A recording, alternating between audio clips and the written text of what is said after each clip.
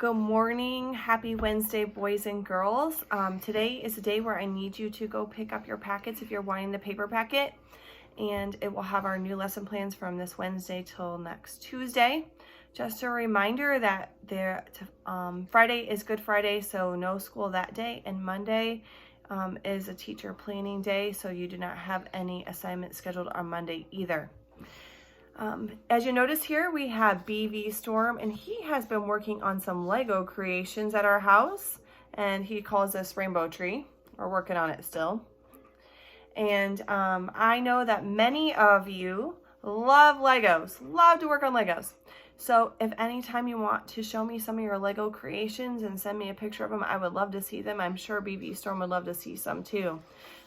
So that's what he has been up to. The one topic I want to talk to you today was in regards to math. In math, the lesson today is on using different strategies for subtraction.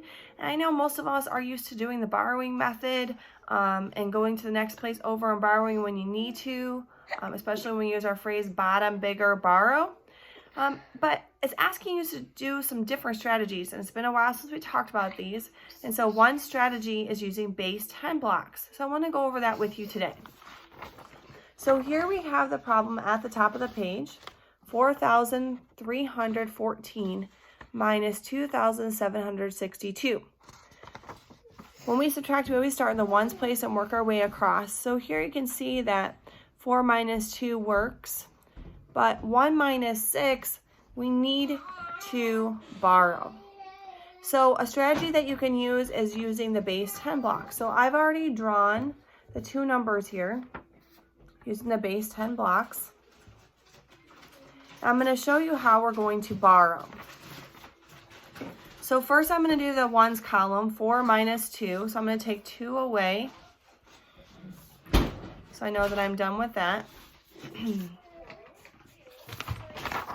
And then the next column would be 1 minus 6. Well, I can't take 110. I'm sorry, I can't take 6 away from 110. So what I'm going to need to do is break this base 10 block apart. So take this hundreds and break it apart. So I'm going to change this to now be 10 strips.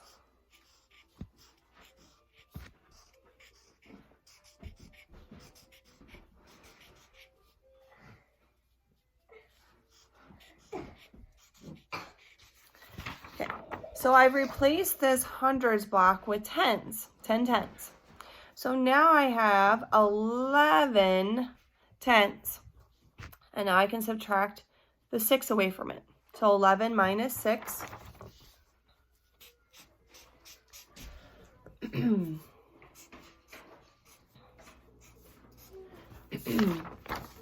So you can see here that I'm left with 1, 2, 3, 4, 5.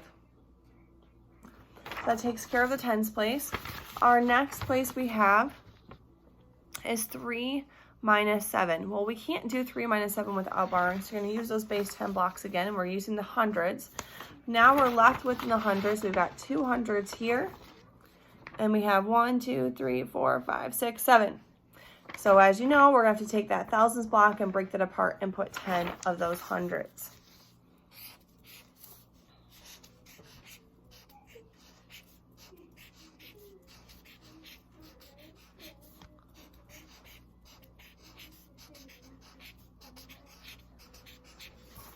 So all I did was replace this with 10 hundreds. So now I have 10 hundreds plus 2 more, so I have 12 hundreds, and I can easily subtract the 7 away from it. So I'm going to take those 7 away.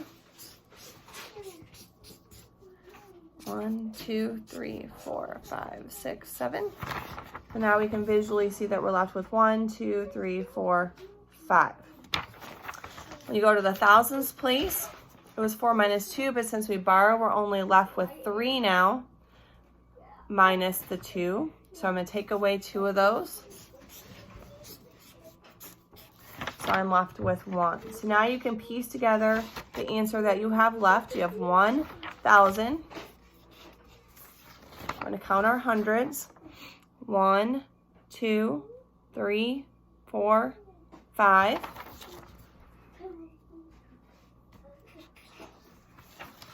How many 10s do we have left? 1, 2, 3, 4, 5. And then the 1s left, 1, 2. So this is another strategy that you can use, is using your base 10 blocks instead of doing the borrowing method. We also did place value, where we set up the digits in the place value and we moved over 10 over to the next place and added on. You can do that as well as another strategy for math today. Reading is using context clues once again and just finishing up that strategy. Do that. Also, for writing today, you're going to do some writing with science, and you're going to pretend that you are a zookeeper for the day. And what would you do if you were a zookeeper for the day? And my daughter got the opportunity a few years ago. She won a contest through the local news to help out a zookeeper at Niabi Zoo. And it was a really neat experience, and she realized all the different aspects that you do when you're a part of a zookeeper. You have to do the feeding. You have to haul the feed from one place to another. You're not going to just take care of one animal. You have several animals to take care of. You have to clean up after them. You have to check them over, make sure they're healthy and doing well, got the water that they need. So there's a lot that's involved. So I want you to think about all the aspects of taking care of an animal and adding all those details in your writing today. Have a great day, and I will see you guys tomorrow.